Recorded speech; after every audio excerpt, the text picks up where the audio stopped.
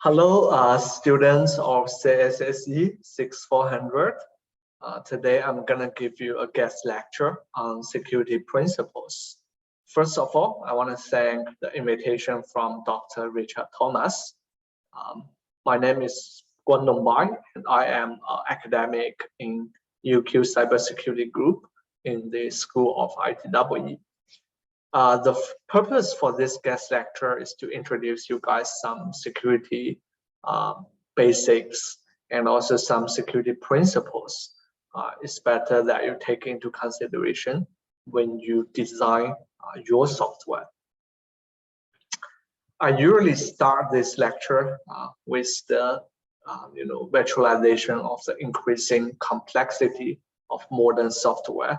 So from this diagram, you can find some well-known complexity in terms of the lines of code of some well-known software.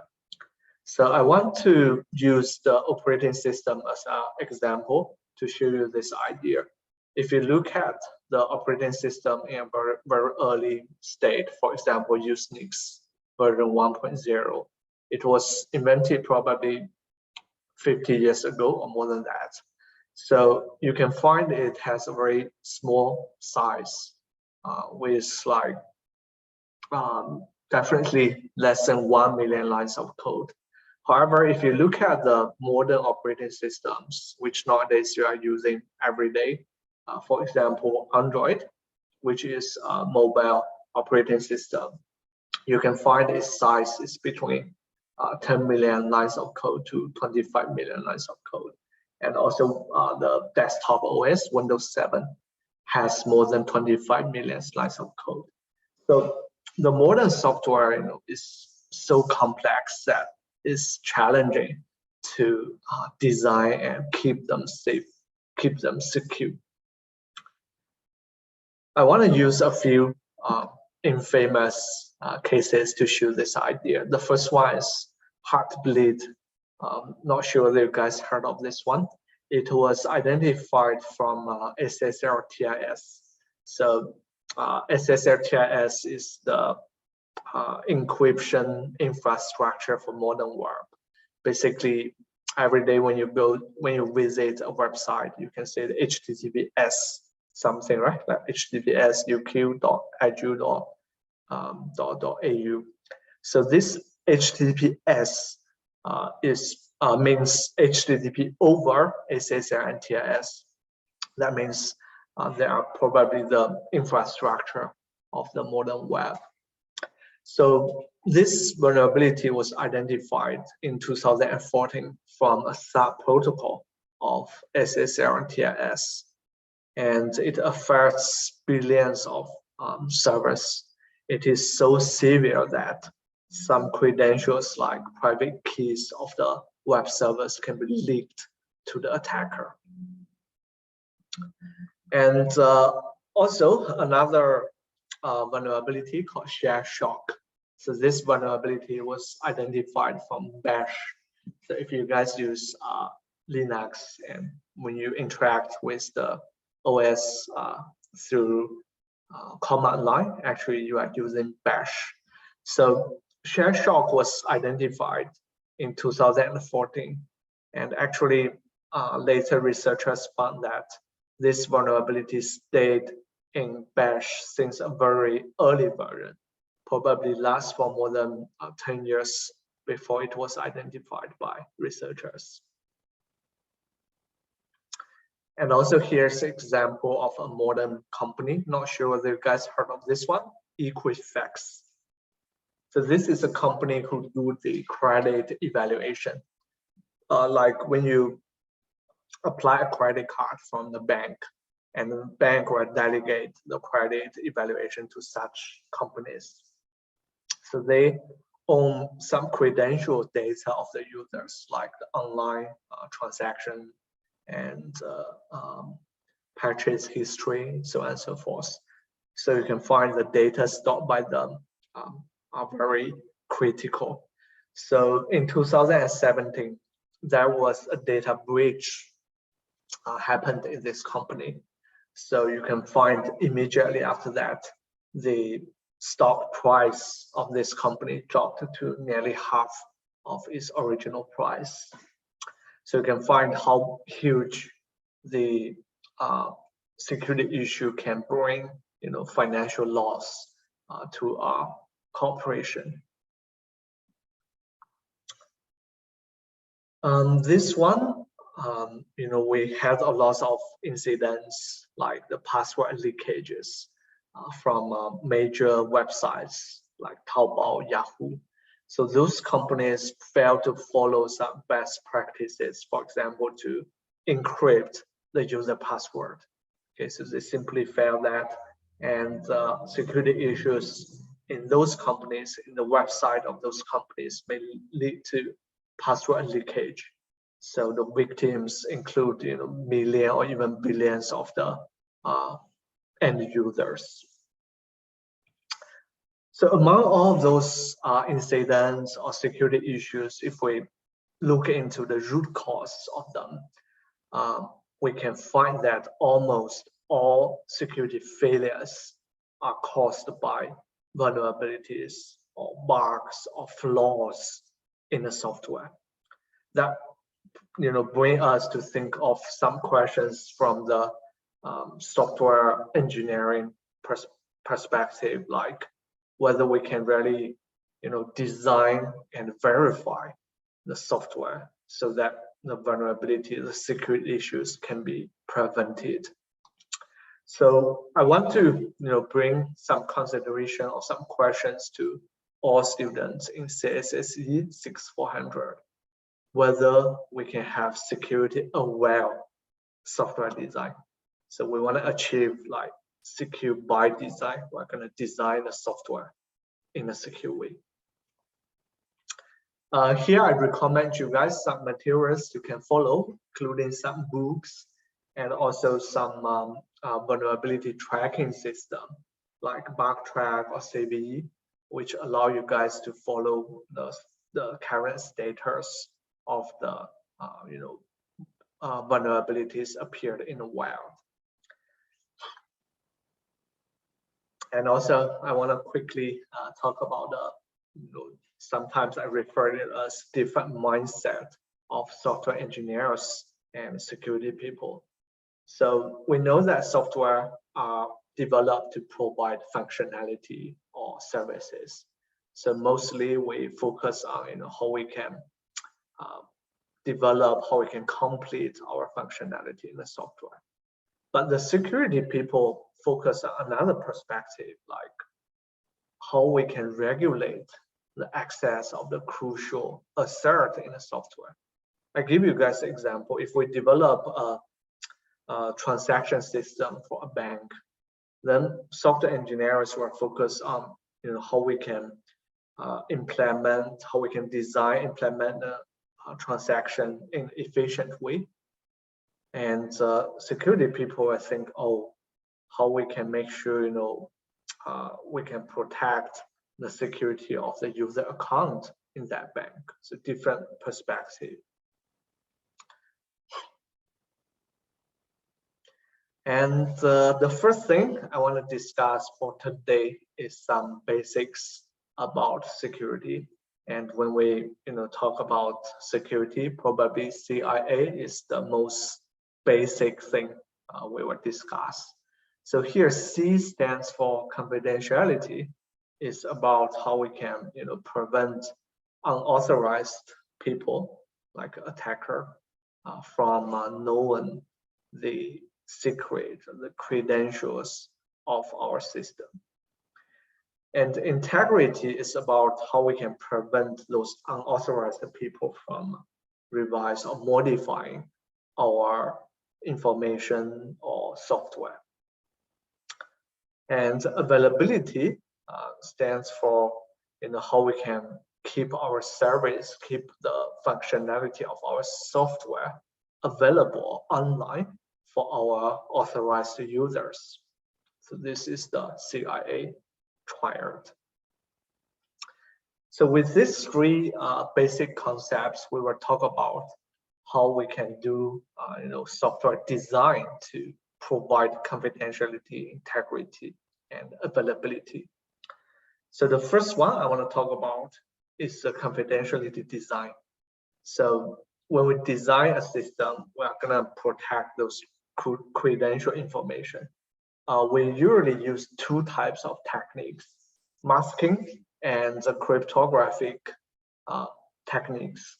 So masking is used to prevent the data or credentials from being learned by the attacker when we display them on a screen, or sometimes we print them on a form. So if you guys look at these two screenshot, you can easily find it's more secure for the left hand side one, right? Because the password of this user is masked so that someone cannot learn it over their shoulder. The second technique I want to talk about is cryptographic techniques. They are usually more complex, more systematic, and sometimes also mathematical.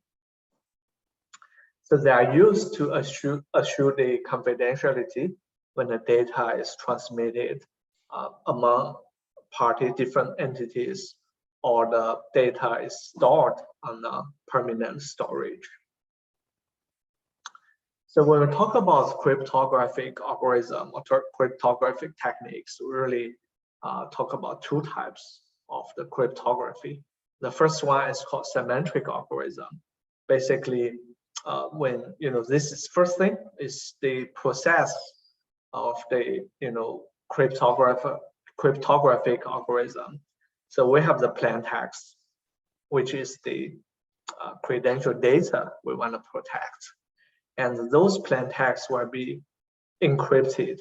So you can regard it as like not encode, but after some operation, you cannot see the original content of those plain text. So this process is called encryption. So the plain text will be encrypted into some seemingly random strings. We call them ciphertext. So this ciphertext will be decrypted, which is the reverse of the encryption. So the ciphertext will be decrypted into the plain text. So how we use them, like if I want to send a message to Richard, to Dr. Richard, and I know that the network is unsecure. So what I would do is, before I send to him, I will encrypt the secret, then send it over the network. And when Richard receives the ciphertext, he will decrypt it and will see the secret. And in the encryption and decryption process, we need one key to be involved, which is called the secret key, or sometimes we call them encryption key or decryption key. So why we call these algorithms symmetric algorithm? Because these algorithms use only one key. That means I and Dr. Richard share the same key. Okay. So many well-known algorithms can provide symmetric algorithms like DES, 3DES, and also AES. The other algorithm are symmetric algorithm. So they have the same, encryption and decryption concept. The difference is when we encrypt, we use a public key. And when we decrypt, we use a secret key. So everyone owns a pair of public key and secret key. So I own my pair, and Richard owns his pair. So when I want to send a secret to Richard, I will use his public key to encrypt.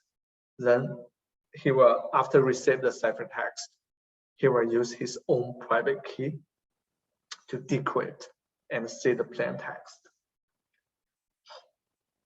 So we call these algorithms a symmetric algorithm because the encryption and decryption processes use different keys. If you guys heard of RSA, it's a typical asymmetric algorithm. So after the confidentiality, normally we use masking or cryptography to achieve the confidentiality. And now I want to talk about integrity design. And for the integrity design, we also have two types of mechanism for you to consider when you design your software. The first one is called hash, and second one is called resource locking.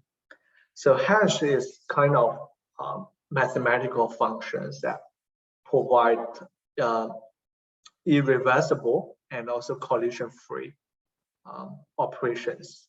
So irreversible means first of all, the hash function generates some lengths, some short lengths of strings when given long text like a big file, even the image of your operating system as an input. So the irreversible means you have that short length text which is called hash value. So if you have the hash value, you cannot reverse it back to the original input. Okay. And the collision free means two original input cannot generate the same hash value. So these are two properties of the hash function. And if you heard of MD5, SHA-1, SHA-256, they are all typical hash functions. So how do you use hash function to protect the integrity of the data or your software? I give you an example, like I want to send data to Richard, and I don't want anyone to revise it, to modify it during the transmission. So what I do is I will calculate the hash value of this data, and probably I will encrypt it with the public key of Richard, only the hash value. Okay, so I send both to Richard, and after receive these two, right, the data and also the encrypted hash value, Richard will decrypt it to get the hash value, and then calculate the hash value of the received data and check whether they are the same. So because of the collision freeness, two data cannot generate the same hash value. If Richard notified he has two hash value, that means the data is modified during the transmission. So this is one way how we can do the integrity protection. And sometimes we can also use hash function to for the confidentiality design. A very typical one I want to introduce here is because when you design a web, sometimes you need to store the password of your users. And one suggestion I will give to you is never store the password in plain text. So still remember in a few slides ago, right? Some big companies, they store user password in plain text, and once their system is compromised, all the password will be leaked to the attacker. So what you should do is you should, once you get password, then calculate the hash value of the password. Then just remove the password from your system. And whenever you want to check the password of the user, you just calculate the hash value and only check the hash value. So never operate on the original password. But still there is some issues here, so I just leave it for your reading. So basic idea is, if two users have the same password, and if you simply hash them, then their hash value will be the same. So what you can do is you can use sorted hashing. Probably you guys already heard of that. So before you hash the password, you add a user unique sort, maybe just concatenate the password with the sort, then calculate the hash value, and then you store the sorted hash value. And in this way, even two users share the same password, you will have different sorted hash value. And the other way you need to take into consideration in integrity design is the resource locking. So why do we need that? Is because of the existence of data risk. I give an example. If you design a transaction system for the bank, then you need to add in some lock to prevent the user from accessing their account from different two places, right?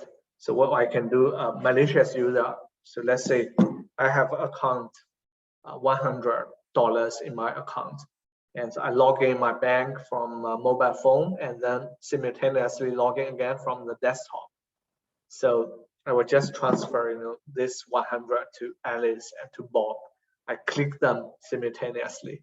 Okay, so your software should guarantee that there must be only one transaction can happen. Okay, otherwise the bank will lose money, right? So you need to take this into consideration when you're dealing with a concurrent system. So the availability design, basically we have three techniques: replication, failover, and scalability technique. The replication, you will know that we should prevent the single point of failure from happening. So what we do is, for a particular functionality, for a single functionality, we can use maybe more than one component to provide it. So in case one dies, you still have others to provide the normal functionality to your user. Second one is failover. That means when you design your software, if you should design in such a way that even one particular component or software or server or system fails, you should have other component to replace it automatically. Okay, so this is called failover. And scalability techniques, you can do vertical scaling, like adding resources, or horizontal scaling, which is exactly the same as replication. You just duplicate a component for multiple times. Okay, so far I already introduced you guys the concept of CIA triad, and also how we can do design for each. For confidentiality, we use masking and cryptography.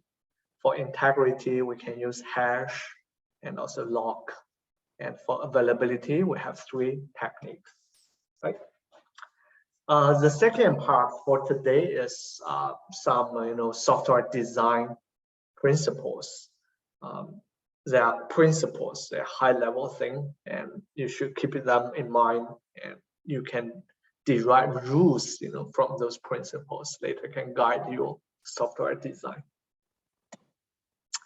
I'm going to introduce you 4 principles and some rules under the principles.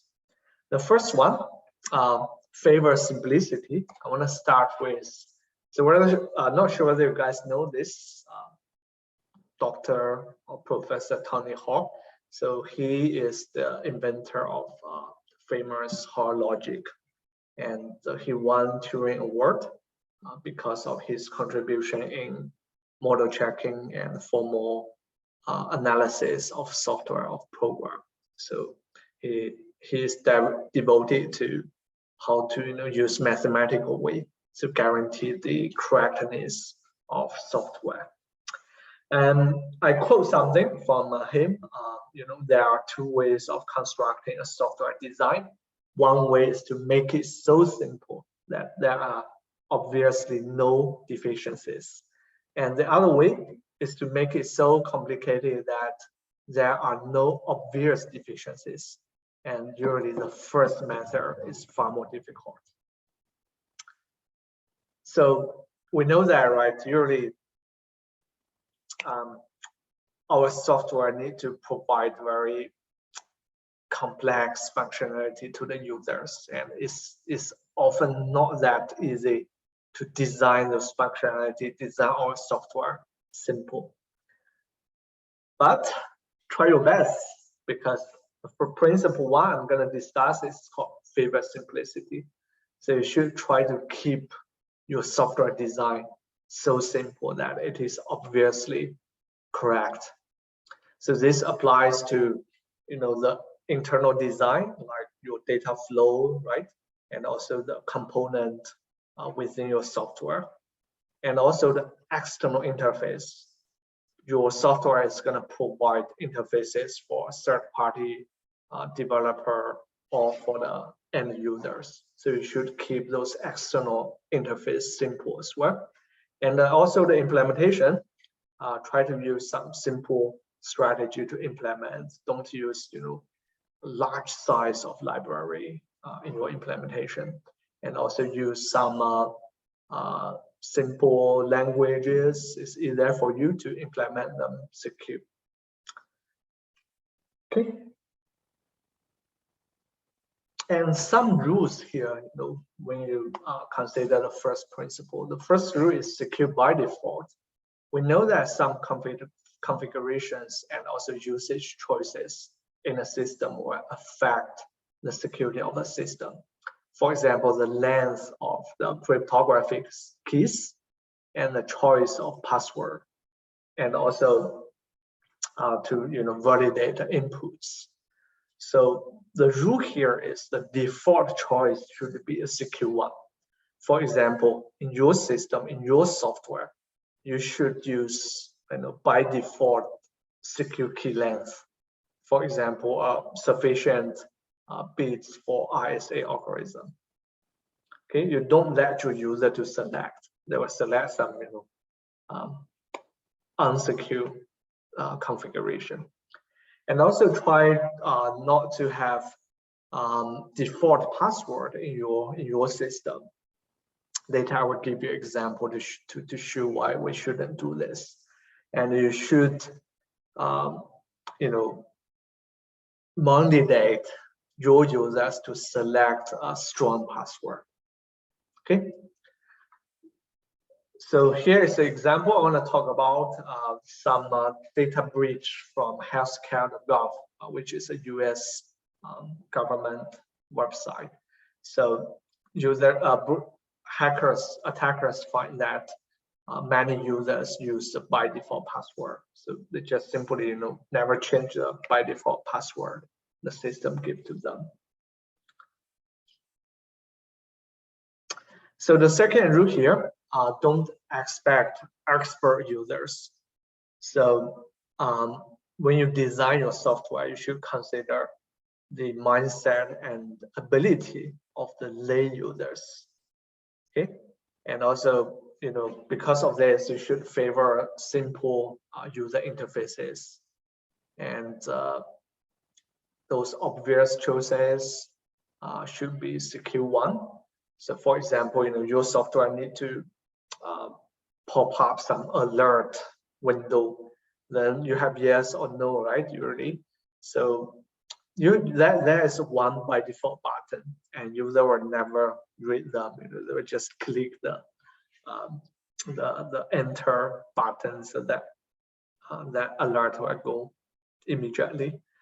That means you should put the secure, the by default one, a secure choice. Okay. And another thing, don't have your users make frequent security decisions. Like don't ask them to decide, the length of the password, and also, don't ask them to change that password too often, because they will, simply use up all their passwords and start using some hard to remember ones. What they would do is they would just write it down and type on the monitor. It's very insecure, right? Okay, so yeah, the principle one, favor simplicity in your design, and the principle two is trust with reluctance. And usually, our system, the whole system security will depend on the secure operations of its parts. So you should try to reduce the trust of those small components. So this includes, reduce the parts of people needed to be trusted, and also don't make unnecessary assumptions. For example, if you use a third-party library, do not assume they are secure. Okay, a very typical example we find is in the those mobile applications like Android applications. So those applications will include advertisement library from third party to have them display advertisement on the screen of users so that they can, the app developers can make money. However, many of the libraries are identified to collect user information.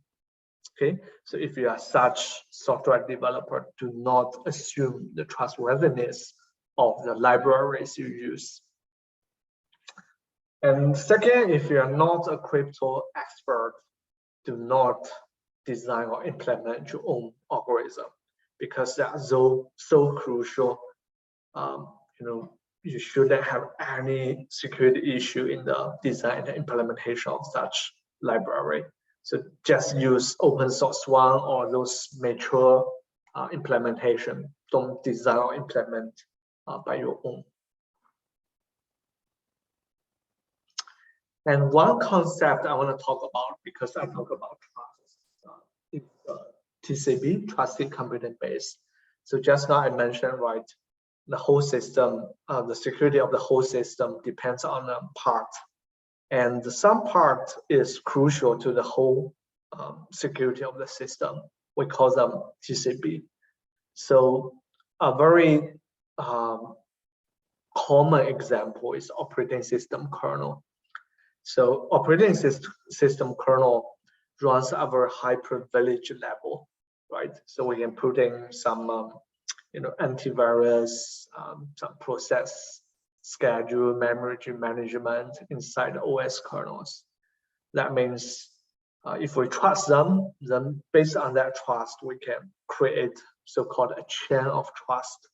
We trust them, we can use them to validate the integrity, the security of another component.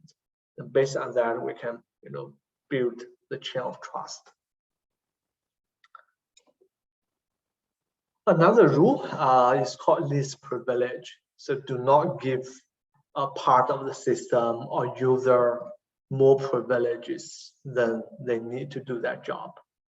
So a very typical example here is the mail program, which sometimes need to include an editor. So if you use some simple editor, it's sufficient, right? Because you only need, for mail system, you only need to type in words.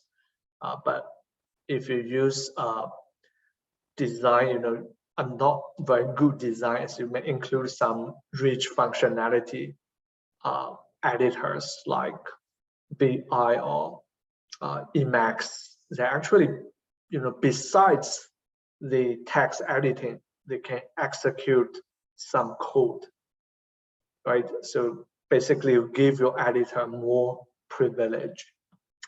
And another example is, when you design your software, you may have different roles, user, administrator, like lecturer, student, different roles.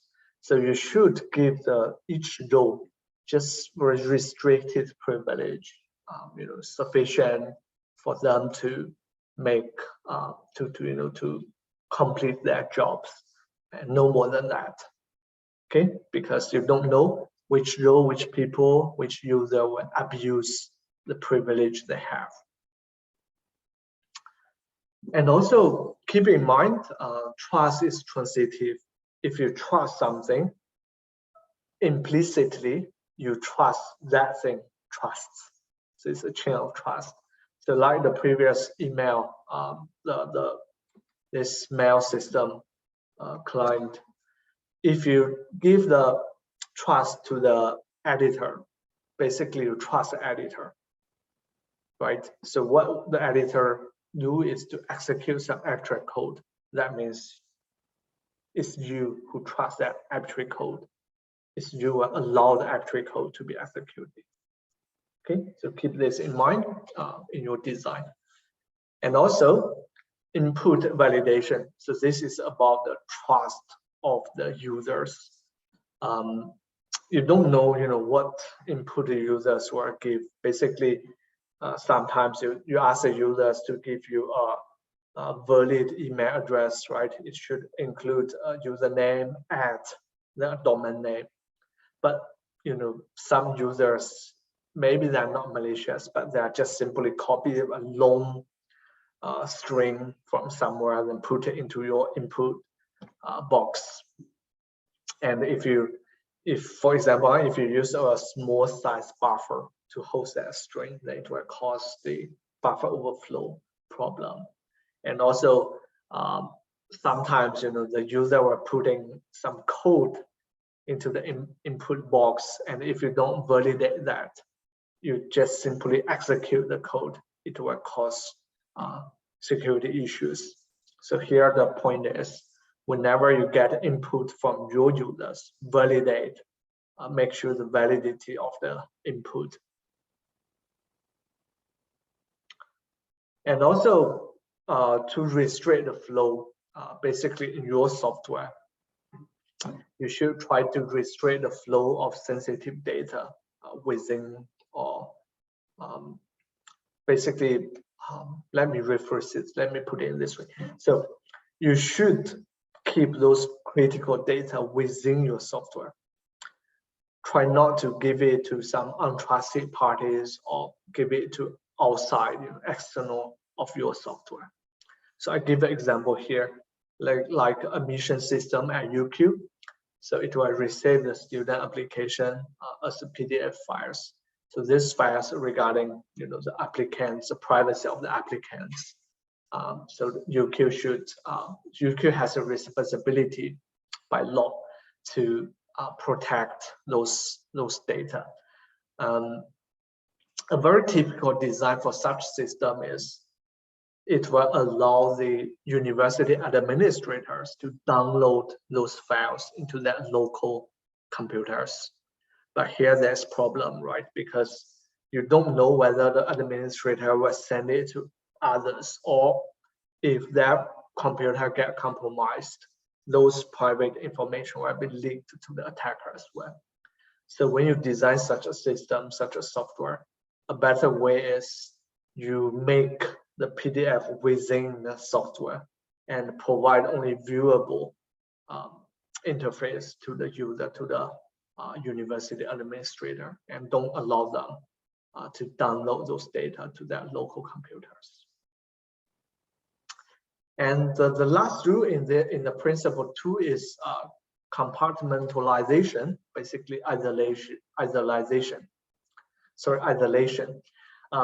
the point here is, in your software, if two components have different security property, one is very secure and the other need to handle a lot of user input, or the other is developed by some new developer, you don't trust them.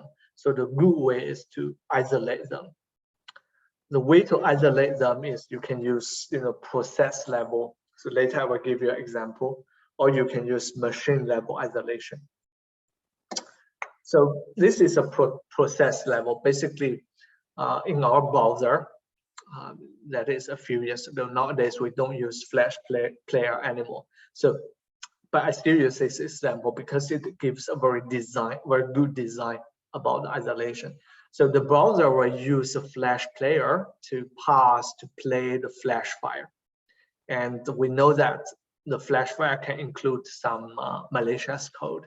So what the modern web browser do, like Chrome, what they do is they separate the execution of the web page renderer and the Flash player into two processes.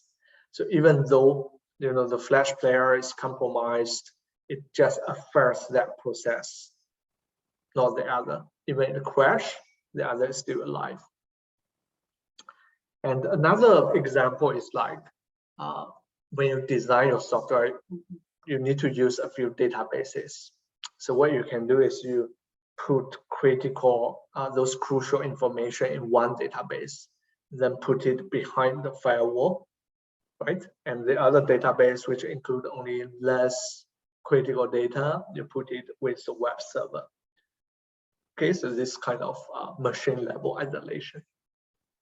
So point here is you can have different level isolations. The third principle called defense in depth. So some rules here. The first one, security by diversity, basically for a single component, try to protect different types of security mechanism to protect it. So a very well-known example is the multi-factor authentication. So you guys think about every day when you log into UQ system, you need to not only input your password, but also do authorize access from your mobile phone, right? So this is two-factor authentication. And second, use community resources like some, as I mentioned, like some crypto libraries, some open source libraries that have been used by widely, by multiple developers, because they are so widely used. You have some, it's not, formally verified secure, but you have some confidence that those components, those libraries are secure. And also, try to vet your designs publicly, open source your designs for other, or just to your peers, for them to examine your design, say whether there's security issues. So don't try to hide, hide information, because attackers are smart. They can always find some way to compromise the weakness in your software. And also stay up to date on the recent threats and research. So like a few months ago, we have the Log4j vulnerabilities identified from Apache server, right? So if you stay up to that, you can immediately patch your vulnerable software.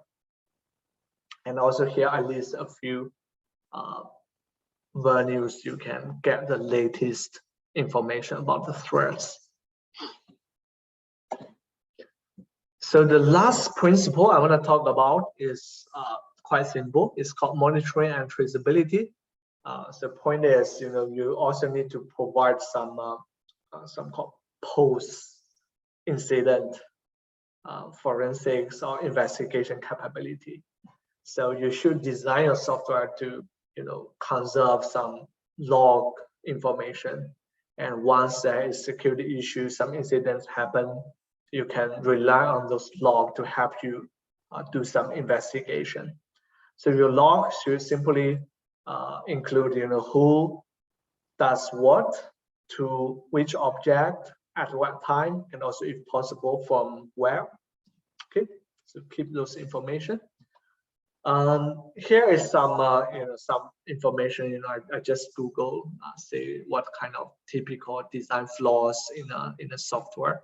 So if you look through them, basically most of them are covered by today's lecture. So try your best to prevent those flaws. And one typical one I want to talk about, because this happens for a lot of non-security people. They try to design and use and design, implement, and use that cryptographic algorithm and library, which is related to 0.6. Okay, so don't do that. Don't do that. If you are not crypto experts, don't invent, don't even implement known algorithm. So for example, if you want to use EECS, you can find maybe tens of open source libraries. So don't implement your own, because there can be many security issues So still nowadays, still open questions in the research community to guarantee the security of such libraries. Okay.